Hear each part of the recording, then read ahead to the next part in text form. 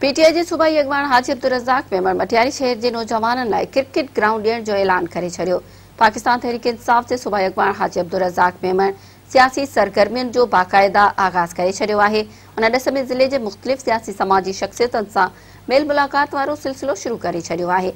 अब्दुलरज़ाक Memon Matiari Memon house ते मटियारी ज़िले headquarter जे नौजवाननि सां मुलाक़ात कई, जिते नौजवाननि जे वफ़द जी क़यादत कंदड़ उबैदुल्ला मेमण, हैदर खोसो, साजिद ख़ासखेली ऐं ॿियनि संदसि आॾो शिकायतूं रखियूं त शहर में न पब्लिक पार्क आहे, न रांदियुनि जो मैदान आहे।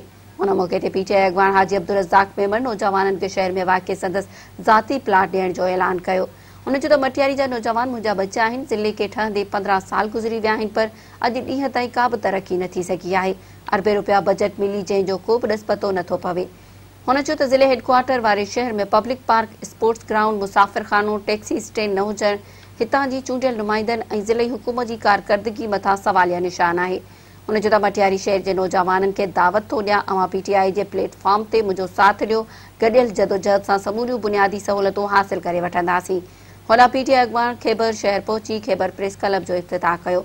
हाजी अब्दुलरज़ाक मेमण ॻाल्हाईंदे चयो त प्रेस क्लब जे दोस्तनि दीपक कुमार जेरामाणी, आसिफ मल्हा, अयाज़ लतीफ़ मल्हा ऐं ॿियनि खे मुबारकबाद पेश करियां थो, जिन खैबर में प्रेस क्लब जो बुनियाद रखियो आहे।